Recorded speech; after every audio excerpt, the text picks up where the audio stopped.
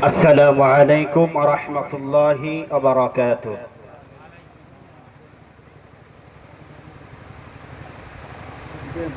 الحمد لله نحمده ونستعينه ونستغفره ونؤمن به ونتوكل عليه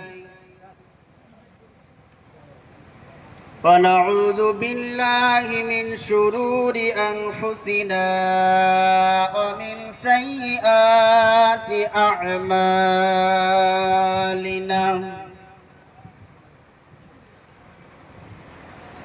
من يهده الله فلا مضل له ومن يضلله فلا هادي له.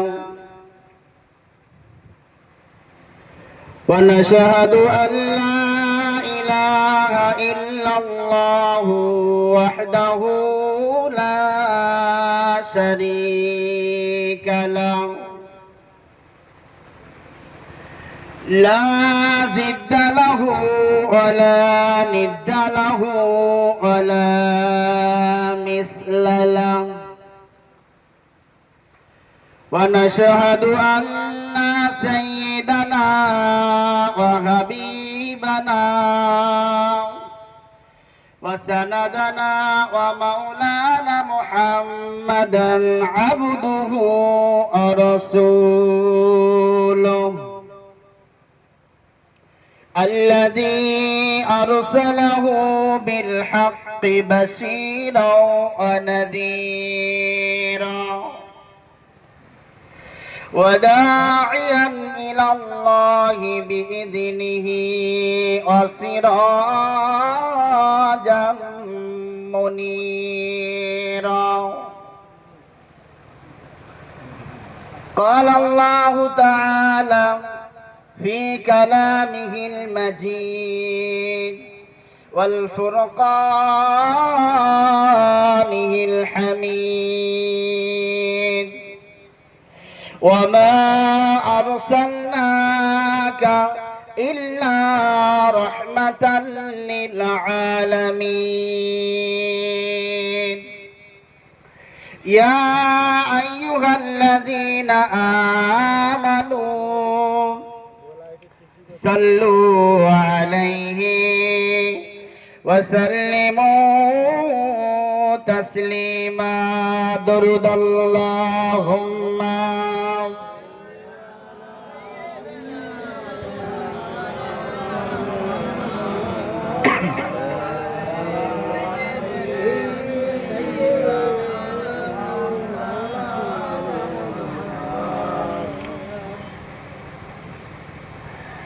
আজ কেন পৃথিবীটা লাগে এত সুন্দর, সে কোন রূপকারে সাজালো এ চরাচর। আজ কেন পৃথিবীটা লাগে এত সুন্দর, সে কোন রূপকারে সাজালো এ চরাচর।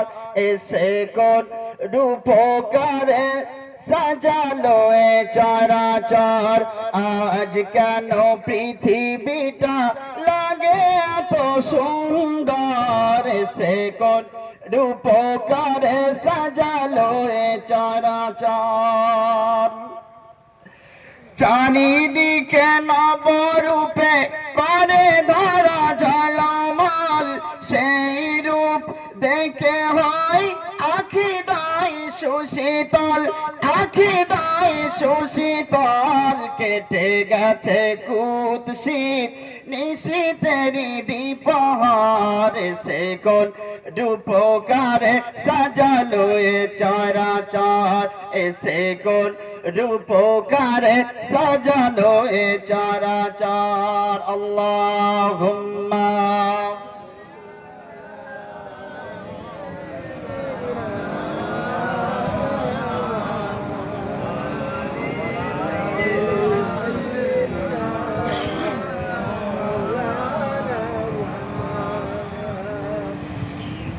সর্বপ্রথম সেই মহান স্রষ্টার দরবারে আমরা শুকরিয়া আদায় করি যে আল্লাহ সুবহানাহু ওয়া তাআলা এই মাহে রবিউল আউয়াল মাসে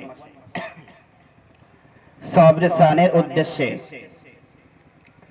এসে বসার এবং কোরআন ও হাদিসের কথা শোনার তৌফিক আমাকে আর আপনাকে দিয়েছেন, সে মহান স্রষ্টার দরবারে শুকরিয়া জানাই। সকলে একবার পড়ি আলহামদুলিল্লাহ। তারপরে পরে বিশ্ব নবীর মাজার মুকাদ্দাসে লক্ষ কোটি দরুদ সালাম বর্ষিত হোক, যে হাবিবকে না বানালে আসমান জমিন পাহাড় পর্বত নদ নদী আল্লাহ পাক কিছুই সৃষ্টি করতেন না। সেই হাবিবের প্রতি লক্ষ কোটি দরুদ সালাম বর্ষিত হোক। সকলে একবার মহাব্বতে পড়ি সাল্লাল্লাহু আলাইহি ওয়াসাল্লাম। সম্মানিত হাজিরিন, এতক্ষণ আমরা শুনছিলাম আমার পরের ভাইয়ের কাছ থেকে খুব গুরুত্বপূর্ণ আলোচনা। সর্বপ্রথম একটি কথা জানবেন, এক একজন বক্তা না এক একটা ফুল,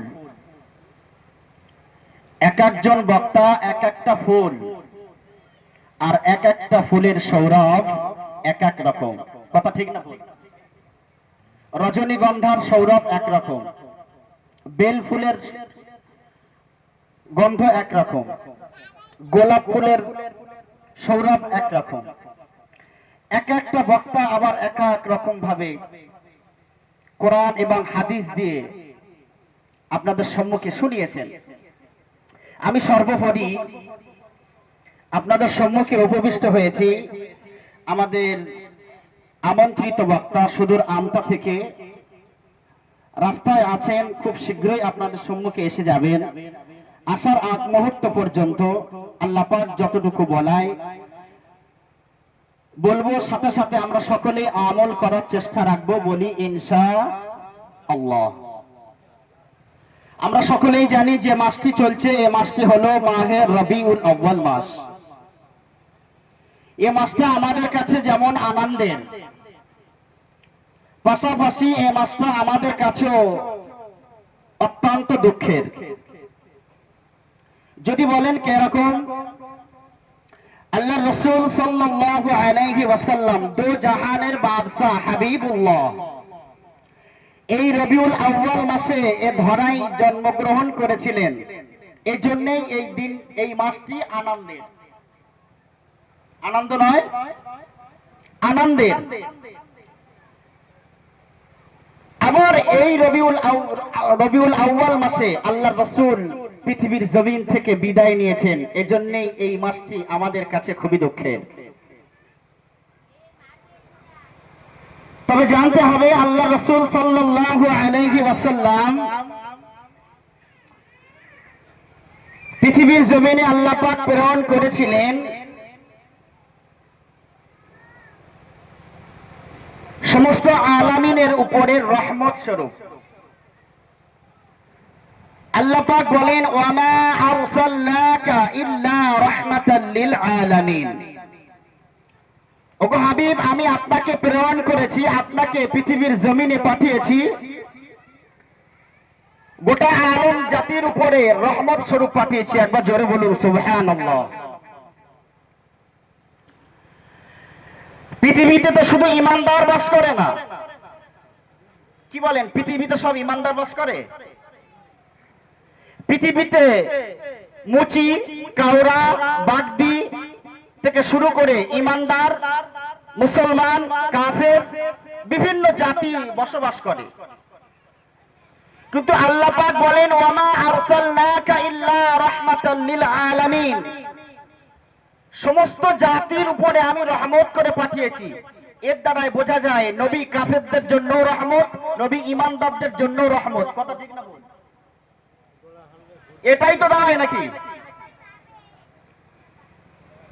যদি আমি একটু ব্যাখ্যা করি, আপনারা জ্ঞানী মানুষ, খুব সহজে বুঝতে পারবেন। সাম্প্রতিক সময়ে বর্তমান যুগ সন্ধিক্ষণে দেখতে পাওয়া যাবে, সোশ্যাল মিডিয়ায় আমরা দেখি, ইউটিউব ফেসবুকে আমরা অধিকাংশ দেখতে পাই বিশ্ব নবীকে নিয়ে তারা কটূক্তি করে, করে না? বাংলাদেশে তাসলিমা নাসরিন নামক বেহায়া শয়তান আল্লাহর রাসূলকে নিয়ে কটাক্ষ করেছে। এ ভারতবর্ষের জমিনে ওয়াসিম রেজভি নামে এক শয়তান আল্লাহর রাসূলকে নিয়ে ব্যঙ্গ করেছে। এইরকম কুখ্যাত বিখ্যাত শয়তানেরা আল্লাহর রাসূলের নামে গালাগালি করেছে, আল্লাহর রাসূলের নামে বহু বই লিখেছে বিরুদ্ধে। কিন্তু আল্লাহ চাইলেও তাদেরকে ধ্বংস করে দিতে পারতেন, পারতেন না? আল্লাহ তাদেরকে বাঁচিয়ে রেখেছে। মনে রাখতে হবে এটাই তাদের জন্য রহমত। একবার জোরে বলুন। আল্লাহ পাক নবীকে কত ভালোবাসেন দেখেন। আল্লাহ পাক গোটা কোরআন শরীফে আল্লাহর রাসূলকে ডাক দিয়েছেন বহু জায়গায়। কোন জায়গায় আল্লাহর রাসূলকে ডেকেছেন ইয়াসিন, কোন জায়গা ডেকেছেন ইয়া আইয়ুহাল মুদ্দাসসির, কোন জায়গা ডেকেছেন ইয়া আইয়ুহাল মুজাম্মিল, কোন জায়গা ডেকেছেন তাহা। এইরকম ভাবে ডাইরেক্ট ইয়া মুহাম্মদ বলে ডাকেননি। তাহলে আল্লাহ পাক নবীকে সম্মানের সাথে ডেকেছেন। যে আল্লাহ নবীকে এত সম্মান দিয়েছে, আর বর্তমান যুগ সন্ধিক্ষণে যে সমস্ত শয়তানেরা আল্লাহ রাসূলকে বেইজ্জতি করছে, আল্লাহ তো সাথে সাথে ধ্বংস করে দিতে পারতেন, করেন না কেন? আল্লাহ পাক বলেছেন ওমা আরসালনাকা ইল্লা রাহমাতাল লিল আলামিন। আল্লাহ পাক নবীকে রহমত স্বরূপ পাঠিয়েছে, ঈমানদারদের জন্য রহমত। কেমন? আল্লাহ পাক আল্লাহর রাসূল সাল্লাল্লাহু আলাইহি ওয়াসাল্লাম হাসরের ময়দানে तमाम উম্মতে মুহাম্মাদীর জন্য সুপারিশ করে দয়ার জান্নাতে নিয়ে যাবে। একবার জোরে বলুন সুবহানাল্লাহ। এই দিক থেকে রহমত। আমরা পৃথিবীতে এসেছি, আল্লাহর রাসূলকে আমরা ভালোবাসি, কথা ঠিক না বল? কেউ 1%, কেউ 2%, কেউ 3%। আল্লাহ রাসূলকে ভালোবাসি, কিন্তু আল্লাহ রাসূল সাল্লাল্লাহু আলাইহি ওয়াসাল্লাম तमाम উম্মতীদের 100% ভালোবাসেন। একবার জোরে বলুন সুবহানাল্লাহ। যদি আমরা হাদিসে দেখি, একটু লক্ষ্য করুন, আমরা সকলেই জানি পৃথিবীর জমিনে আল্লাহ পাক কোরআনুল কারীম পাঠিয়েছেন, সাথে সাথে আরো বড় বড় কিতাব নাজিল করেছেন, তাওরাত, ইনজিল, জবুর। কোরআন হলো সব থেকে লাস্ট গ্রন্থ, আল কোরআন। পূর্ববর্তী কিছু ইতিহাস আল্লাহ পাক কোরআনে রেকর্ড করেছেন। পৃথিবীর জমিনে আদম আলাইহিস সালাম থেকে শুরু করে আমাদের নবী পর্যন্ত যত নবী আর রাসূল এসেছিল, तमाम নবী আর রাসূলদের তার উম্মতের প্রতি একটা ভালোবাসা ছিল, ছিল না? ছিল না? নবী আদম আলাইহিস সালাম তার উম্মতের প্রতি একটা ভালোবাসা থাকা দরকার। নবী ঈসা আলাইহিস সালাম তার উম্মতের প্রতি ভালোবাসা আছে। এটা আল্লাহ কোরআনে রেকর্ড করেছেন। বুখারী শরীফে একটি হাদিস এসেছে, হযরত আবু হুরায়রা রাদিয়াল্লাহু তাআলা আনহু থেকে বর্ণিত। তিনি বলেন, আন্না রাসূলুল্লাহ সাল্লাল্লাহু আলাইহি ওয়াসাল্লাম তালা রব্বা ইন্না হুন্না আদলাল্না কাসীরাম মিনান নাস। আল্লাহর রাসূল পড়ছেন যে আল্লাহ যে সমস্ত ঠাকুর মানুষকে ধ্বংস করে দিয়েছে, সেগুলো বাদ দিয়ে ফামান তাবিআনি ফাইন্নাহু মিন্নি। ইব্রাহিম আলাইহিস সালাম উম্মতের জন্য মায়া। আল্লাহ যে সমস্ত উম্মত আর উম্মতিরা আমাকে ভালোবাসে তারা তো আমারই দলভুক্ত। ওমান আসানি, আর যারা আমার বিরোধিতা করে ফাইন্নাকা গফুরুর রহিম, আল্লাহ তুমি তাদেরকে ক্ষমা করে দাও। এ দ্বারা কি বুঝলেন? তার উম্মতের প্রতি একটা দয়া দেখালেন। আল্লাহ যারা আমার দলে এসছে তারা তো আমার দলভুক্ত, আর যারা আমার বিরোধিতা করে তাদেরকে তুমি ক্ষমা করে দাও। এটা পড়ছে কে? আল্লাহর রাসূল। সাথে সাথে আরেকটা আয়াত পড়লেন, ওয়াচালা মূসা আলাইহিস সালাম ইন তুআযিবহুম ফাইন্নাহুম ইবাদুক। ইন তুআযিবহুম, আল্লাহ তুমি তুমি তাদেরকে আযাব দেবেন, ফাইন্নাহুম ইবাদুক, তারা তো তোমারই বান্দা। একবার জোরে বলুন সুবহানাল্লাহ। এই দুটি আয়াত পড়ে আল্লাহ রাসূল সাল্লাল্লাহু আলাইহি ওয়াসাল্লামের একটা রিঅ্যাকশন তৈরি হলো। মনের ভিতরে একটা অন্যরকম জাগরণ সৃষ্টি হলো যে ইব্রাহিম আলাইহিস সালামের জন্য, ইব্রাহিম আলাইহিস সালাম তার উম্মতের জন্য কত মায়া, ঈসা আলাইহিস সালাম তার উম্মতের জন্য কত মায়া। এটা তেলাওয়াত করে আল্লাহ রাসূলের প্রতি আল্লাহ রাসূলের হৃদয়ের ভিতরে একটা আলাদা অনুভূতির সৃষ্টি হলো। নওজওয়ানেরা, যুবকেরা, আল্লাহ নবীর সাথে সাথে আসমানের দিকে দুটো হাত তুলে দিলেন। ফারাফা ইয়াদাইহি, হাদিস শরীফে এসেছে, ফারাফা ইয়াদাইহি, আল্লাহ রাসূল দুটো হাত আসমানের দিকে তাকালেন। আসমানের দিকে তাকিয়ে রোনাজারি করতে লাগলেন, আল্লাহুম্মা উম্মতি উম্মতি, আল্লাহুম্মা উম্মতি উম্মতি। আল্লাহ পাক জিবরাইল আলাইহিস সালামকে ডাক দিয়ে বলেছিলেন, ইয়া জিবরিল ইযহাব ইলা মুহাম্মদ, ওগো আমার ফেরেশতা, তুমি আমার হাবিবের কাছে চলে যাও। আমার হাবিব কেন কাঁদে? ফাসালহু মা ইউবকিকা, আমার হাবিব কেন কাঁদে? আমার হাবিবকে জিজ্ঞাসা করো। ফাআতাহু জিবরাইল, ফাআতাহু জিবরিল আলাইহিস সালাম। আল্লাহ নবীকে জিজ্ঞাসা করলেন, ইয়া রাসূলুল্লাহ, হাবিবাল্লাহ, ইয়া রাসূলুল্লাহ, হাবিবাল্লাহ, আপনি কেন কাঁদেন? আল্লাহ পাক আমাকে জিজ্ঞাসা করতে পাঠিয়েছেন আপনার কাঁদার কারণ কি। আল্লাহ নবী জানিয়ে দিলেন, ও ভাই জিবরাইল, আমি কোরআনুল কারীমে পড়েছি ইব্রাহিম আলাইহিস সালাম তার উম্মতের জন্য কত মায়া, ঈসা আলাইহিস সালাম তার উম্মতের জন্য কত মায়া।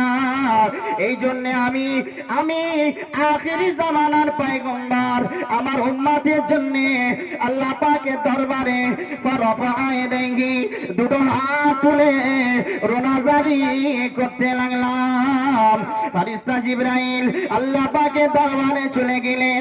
আল্লাহ পাকের দ্বারে গিয়ে সমস্ত ঘটনা জানিয়ে দিলেন। ফাখবারাহু বিমা ক্বাল, সমস্ত ঘটনা জানিয়ে দিলেন। আল্লাহ পাক জানিয়ে দিলেন, ইয়া জিবরিল ইযহাব ইলা মুহাম্মদ, ও আমার ফেরেশতা জিবরাইল, আমার নবীর কাছে চলে যাও, আমার নবীকে জিজ্ঞাসা করো, আমার নবীকে গিয়ে জানিয়ে দাও, ইন্না সানুরদিকা ফি উম্মাতিক, ওগো হাবিব, আমি অবশ্যই তোমার উম্মত আর উম্মতি দিগকে অতি শীঘ্রই সন্তুষ্ট করে দেব।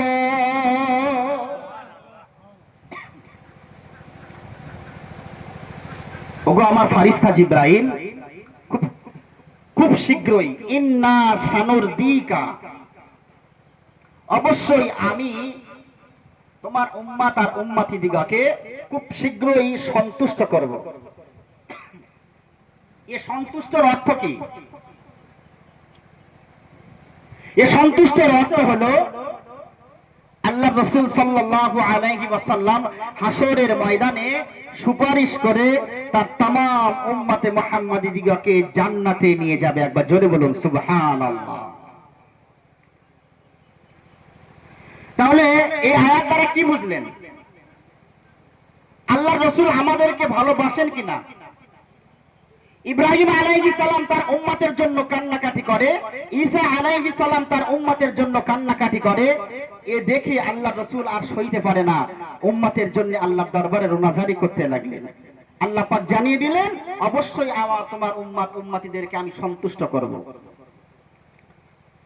এই নবীকে ভালোবাসতে হবে এই জন্যই যে আল্লাহ রাসূল সাল্লাল্লাহু আলাইহি ওয়াসাল্লাম সর্বহালাতে সর্ব অবস্থায় উম্মতে মুহাম্মাদিগণ মুহাম্মদ সাল্লাল্লাহু আলাইহি ওয়াসাল্লাম সর্বহালাতে উম্মতিদের কথা চিন্তা করতে করতে, উম্মতিদের কথা চিন্তা করতে করতে এ পৃথিবীতে কাঁদিতে কাঁদিতে কবরে গিয়েও আজও পর্যন্ত আমাদের জন্য কাঁদছেন। কথা ঠিক না ভুল?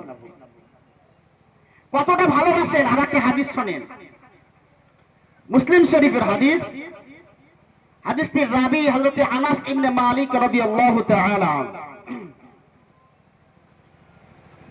নওজওয়ানেরা, যুবকেরা, আল্লাহ নবী